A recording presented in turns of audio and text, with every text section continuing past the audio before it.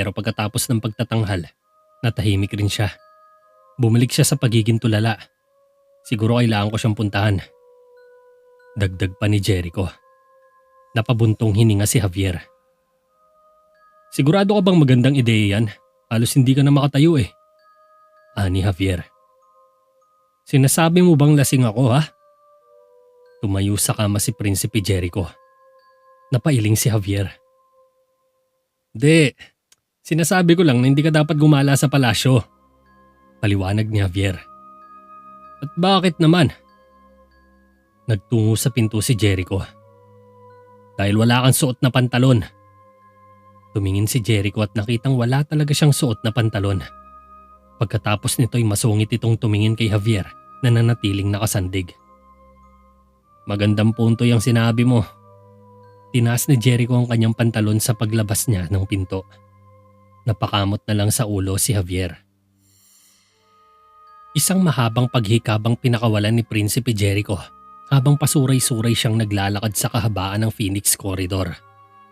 Pilit niyang pinipigilan ang kanyang mga mata na dahan-dahan ang pumipikit dahil sa sobrang kalasingan at antok. Mistula siyang sumasayaw habang nilalagpasan niya ang dalawang gwardya na nagbabantay sa isang pasilyo sa labas ng silid ni Haring Argo. Hindi siya pinansin ng mga ito kahit halos bumagsak na siya sa sahig.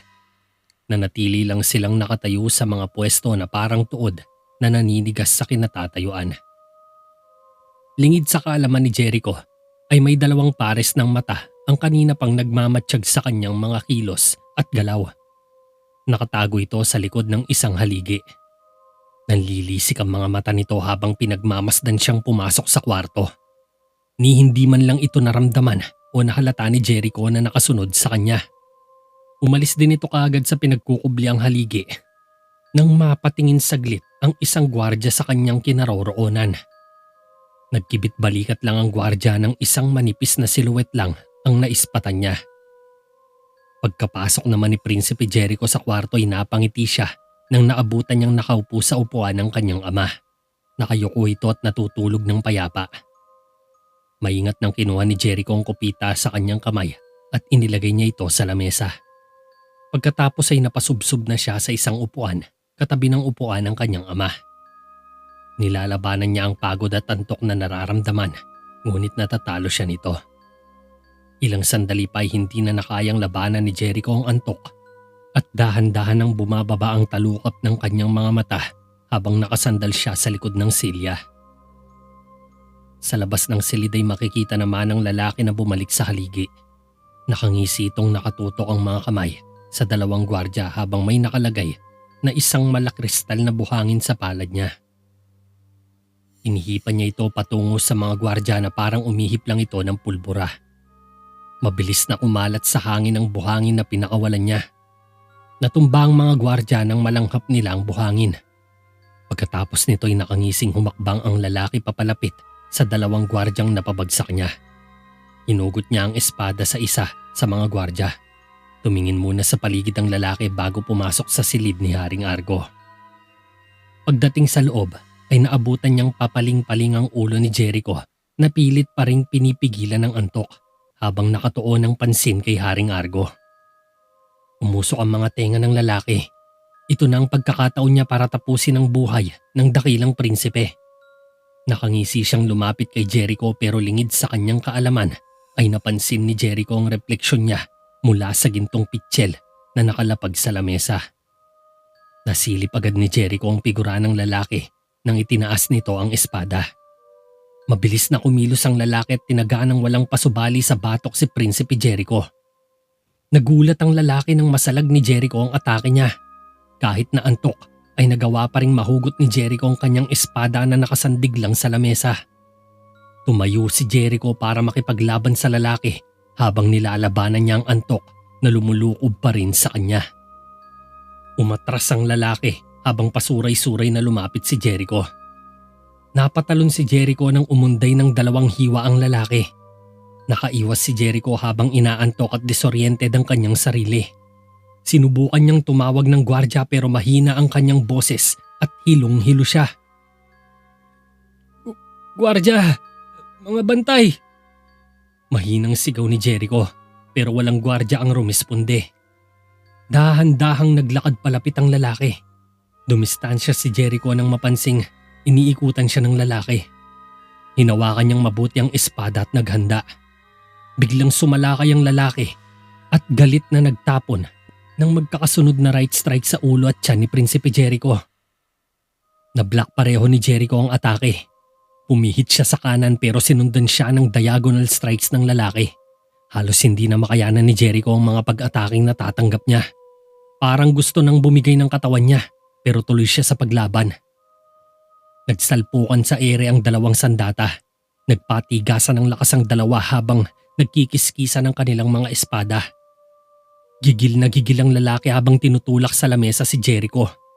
Sinubukan nitong pigilan ni Prinsipe Jericho subalit dahan-dahang napapaatras ang mga hakbang niya sa sahig. Napasigaw si Jericho nang sumagad na ang limitasyon ng kanyang katawan. Natanggal sa kamay niya ang espada niya at tumilapon ito. Napaluhod sa sahig si Jericho sa pagod.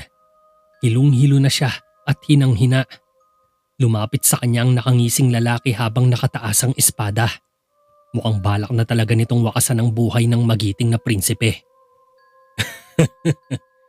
Paalam na sayo, Jericho Mondragon. Nakangising binagsak ng lalaki ang espada sa mahinang katawan ni Jericho.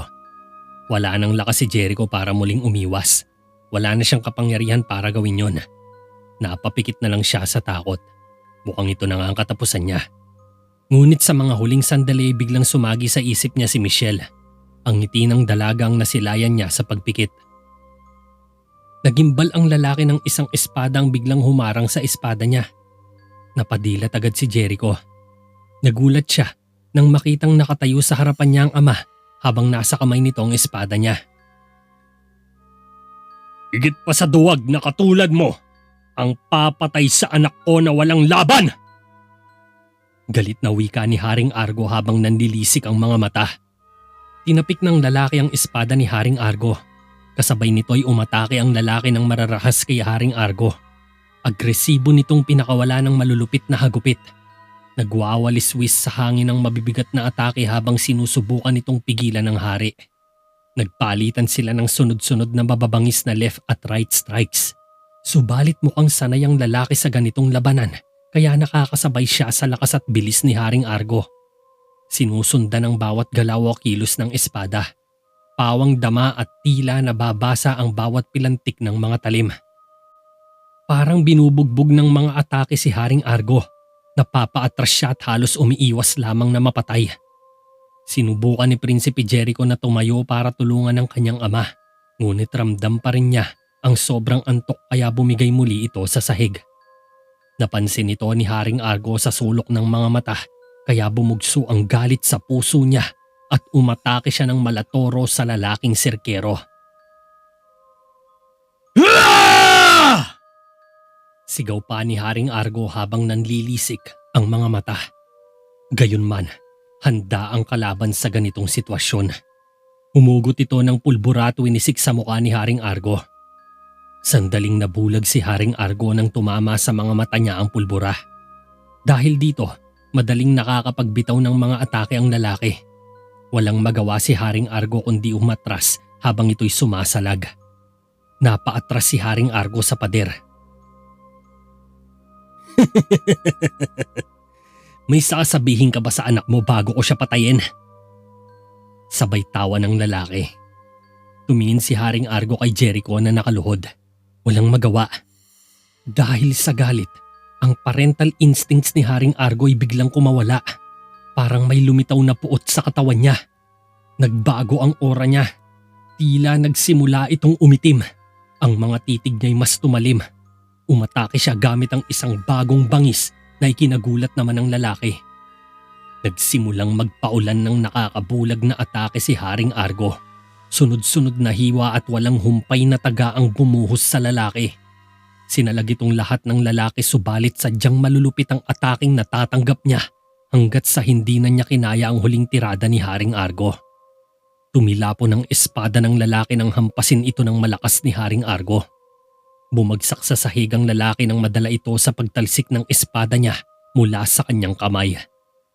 Tumalsik ng ilang metro ang espada palayo sa kanya. Lumapit si Haring Argo para handa ng ihatid kay kamatayan ng lalaki. Isang nakamamatay na atake ang kanyang binitawan, ngunit kasabay nito ang biglang nakabunot ng kutsilyo ang lalaki at mabilis ding sinaksak sa tiyan si Haring Argo.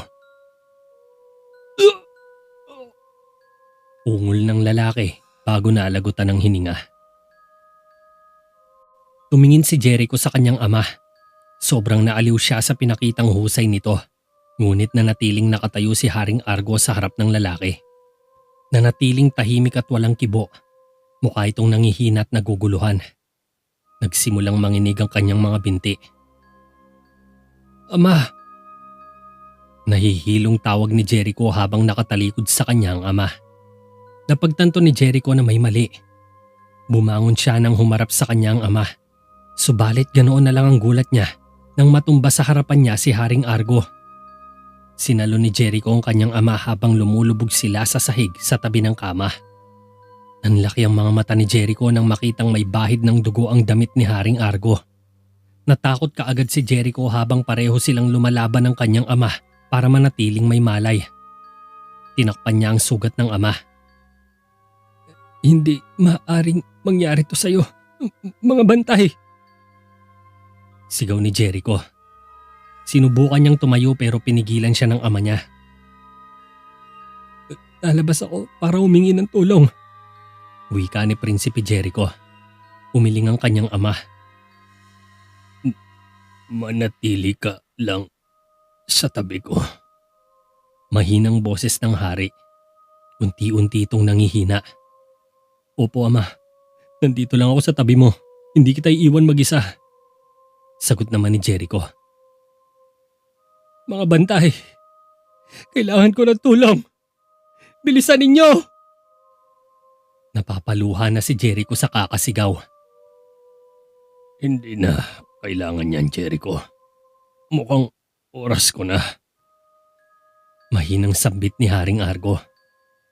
"Hindi. Huwag ka magsalita ng ganyan, ama. Hindi ka mamamatay. Hindi ko hahayaang mangyari yun." Hindi na napigilan ni Jericho ang emosyon at napaiyak na siya sa pag-aalala. "Alam kong ipagmamalaki mo ko, gaya ng lagi mong ginagawa. Balang araw, ikaw ay magiging isang dakilang hari." Ani Haring Argo habang nakatitig sa mga mata ni Jericho. "Hindi pa ako handa. Marami pa akong bagay na gustong matutunan sa'yo.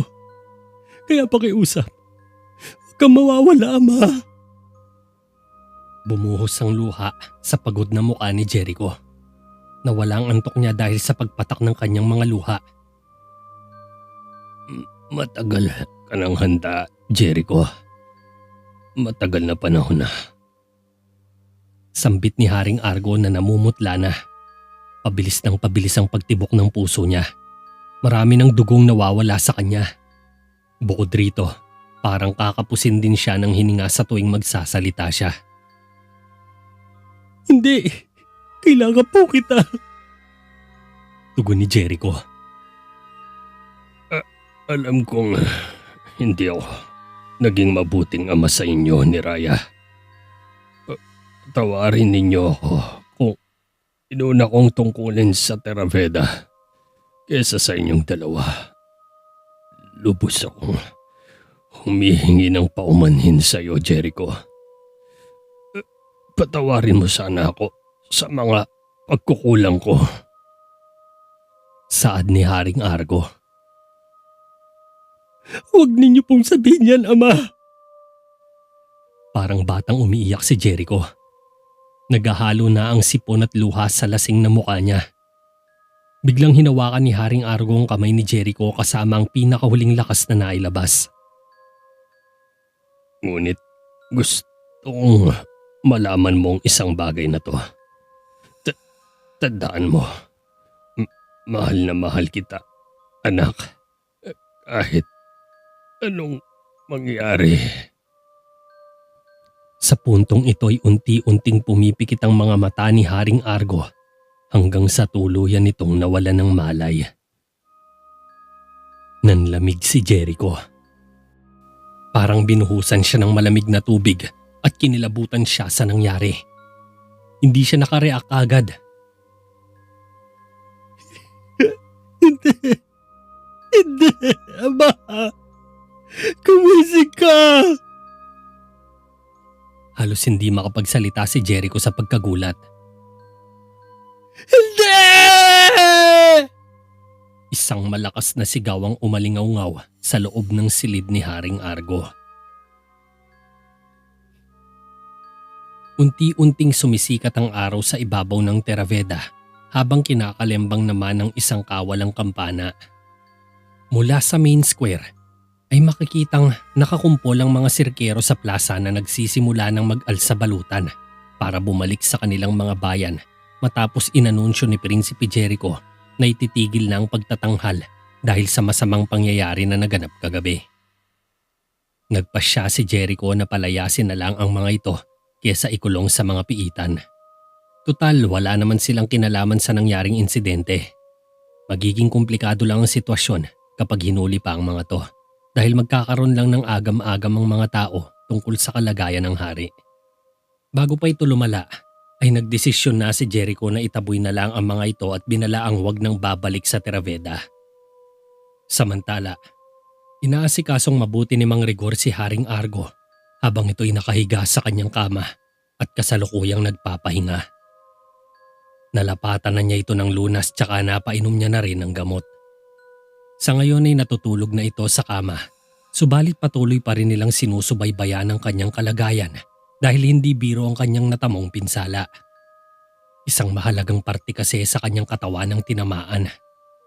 Nahagip ang isang artery malapit sa kanyang atay kaya nagulo ang digestive system nito na siyang nagsisilbing function sa paglilinis ng dugo mula sa naabsorb na dumi sa kanyang kinakain.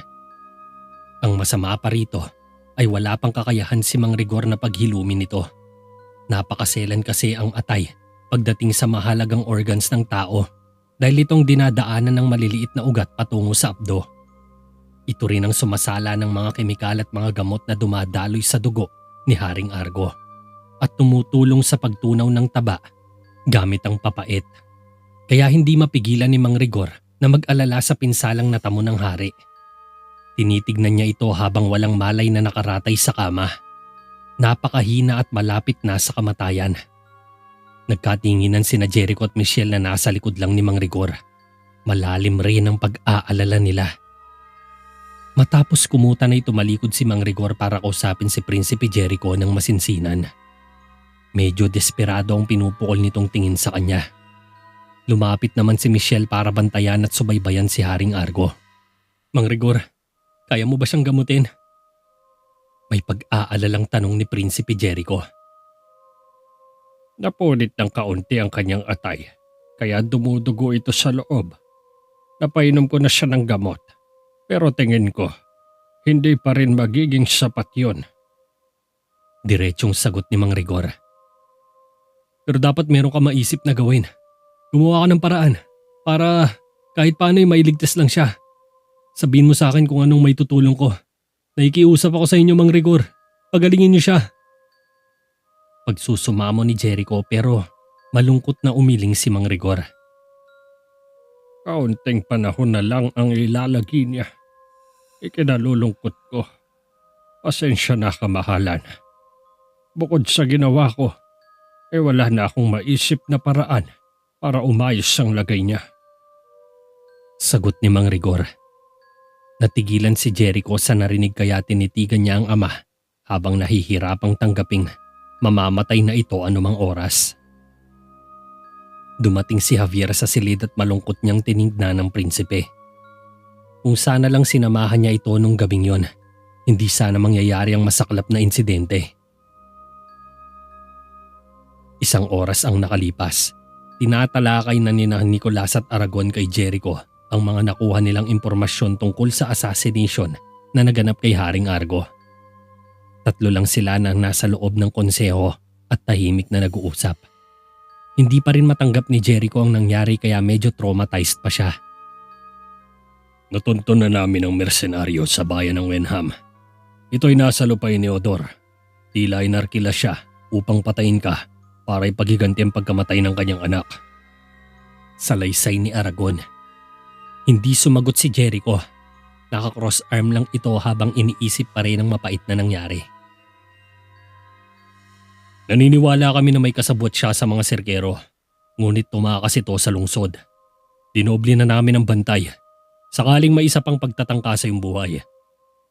Wika naman ni Nicolas. Hindi tumugon si Jericho. Sinamantala ito ni Aragon na nagkunwaring nalulungkot sa kalagayan ni Jericho. Nagbigay ito ng simpatsya nang tapikin niya sa balikat ang pamangkin. Lahat kami nakikisimpatsya sa iyo, Jericho.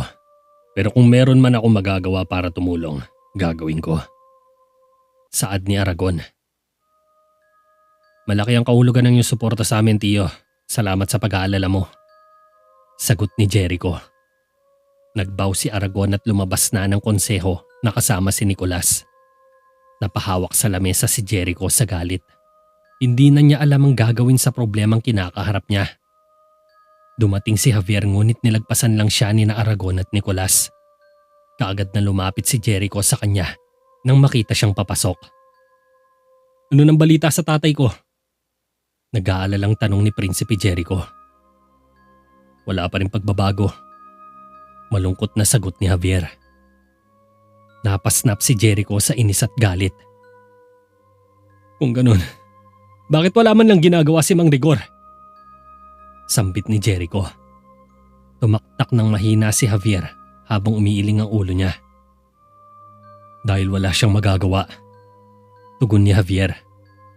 Alam ni Jericho na totoo yon at yon ang masakit sa kanya dahil wala man lang silang magawa para pagalingin si Haring Argo. Hindi na malaman ni Jericho ang gagawin. Nauubusan na sila ng oras. Natatakot siya sa kahihinat na ng lahat. Ayaw niyang makita na unti-unting namamatay ang kanyang ama habang wala siyang ginagawa. Nagiging desperado na tuloy si Jericho sa mga bagay na pumapasok sa kanyang isipan. Gusto niyang gumawa ng hakbang pero hindi niya alam kung paano ito gagawin. Wala siyang makuhanan ng opinyon para mapabuti ang kalagayan ng ama. Nanatiling nakatayo si Jericho habang malungkot siyang tinitignan ni Javier.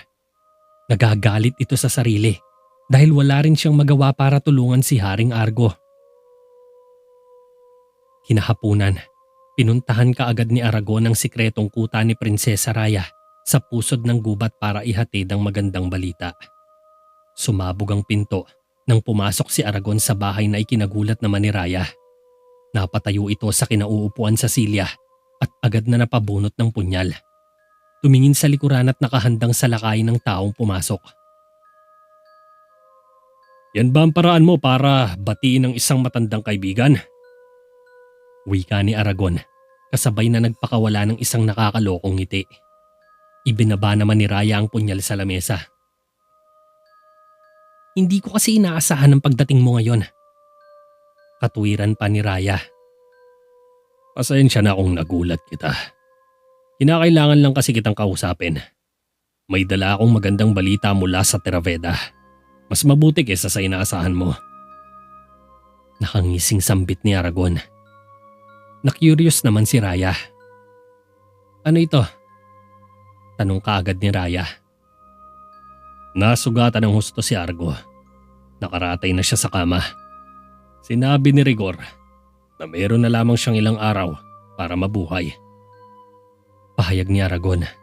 Napangiti tuloy ng sarcastic si Raya. Sana sumagi sa kanyang imahe ng mukha ko habang nalalagutan ng hininga. May biglang naisip sandali si Prinsesa Raya. Kumusta na pala si Jericho? Siguradong hindi maganda sa kanyang nangyari. Ani Raya. Siyempre, ano pa nga bang mararamdaman ng isang yun? Kawawang bata. Hindi na makapag-isip ng maayos. Baka sumunod na rin yun sa paggabaliw ng ama. Sabay tawa ni Aragon habang lumalapit kay Raya. Napangiti ulit si Raya sa balitang to. Kung gayon, kailangan nating gumawa ng pagsalakay habang siya ay mahina. Lumakad si Raya pero hinawakan siya ni Aragon sa braso. Natigilan si Raya at napatingin sa matanda. Kapag namatay si Argo, ang kaharian ay magiging atin na. Wika ni Aragon. Tumingin si Raya sa braso sa mahigpit na pagkakahawak ni Aragon. Binitawan ni Aragon ang braso niya.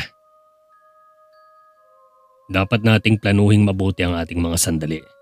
Sino ang nakakaalam kung anong pagkakataon ang magaganap sa mga darating na linggo? Litanya ni Aragon. Tumango si Raya at ngumiti ng malademonyo ang dalawa sa isa't isa. Nakasandig si Jericho sa poste ng kama ni Haring Argo habang pinagmamasdan niya ang kanyang ama na inaasikaso ni Michelle. Napagpasyahan niyang magpuyat ngayong gabi para siguraduhin ang kaligtasan ng ama niya.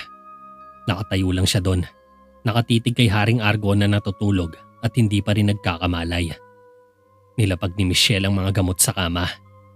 Binago niya ang dressing sa sugat ni Haring Argo sa pamamagitan ng mga sumusunod at mga itinuro sa kanya ni Mang Rigor. Pinahahalagaan ko ang iyong kabaitan. Lahat ay ginagawa mo para sa kanya. Wika ni Jericho. Napatigil sa ginagawa si Michelle. Ginagawa ko ito para sa iyo. Natouch si Jericho subalit malungkot itong yumuko.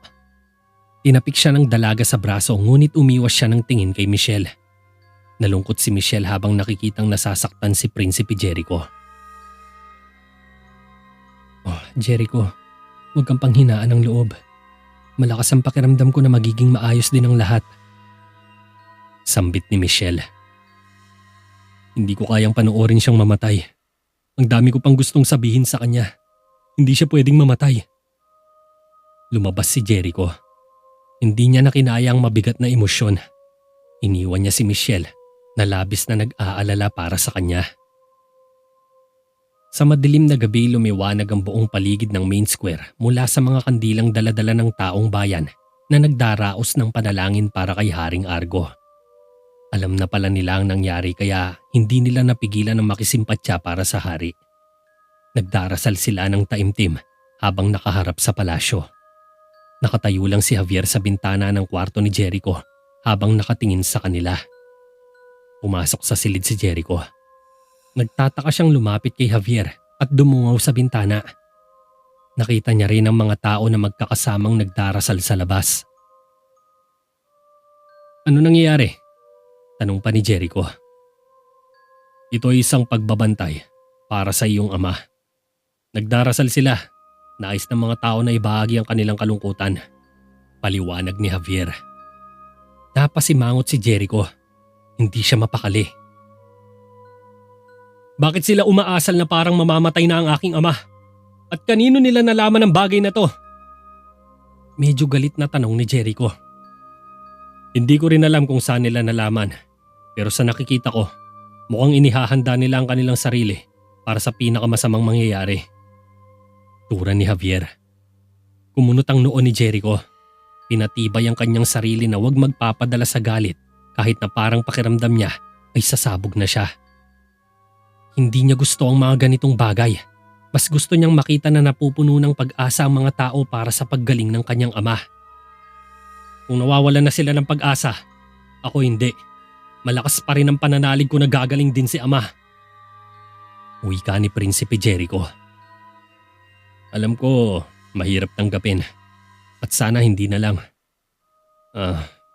Wala na talaga tayong magagawa. Diretsong sabi ni Javier. Ayaw na niyang magpaligoy-ligoy pa.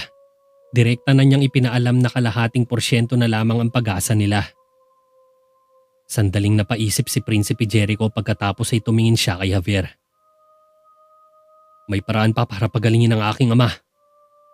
Biglang sambit ni Jericho. Napatingin sa kanya si Javier.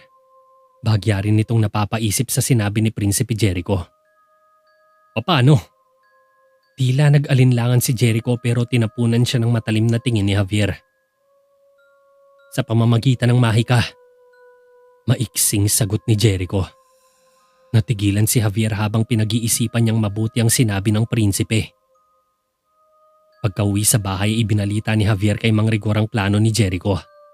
Nabigla naman ang matanda at bahagyang nag-aalala dahil hindi lang ito ang unang pagkakataon na lumapit ang mag-amang Maharlika sa mahika. Sigurado ka bang balak ni Jericho na gumamit ng mahika para kay Argo? Paniniguro pa ni Mang Rigor dahil isa itong malaking sorpresa.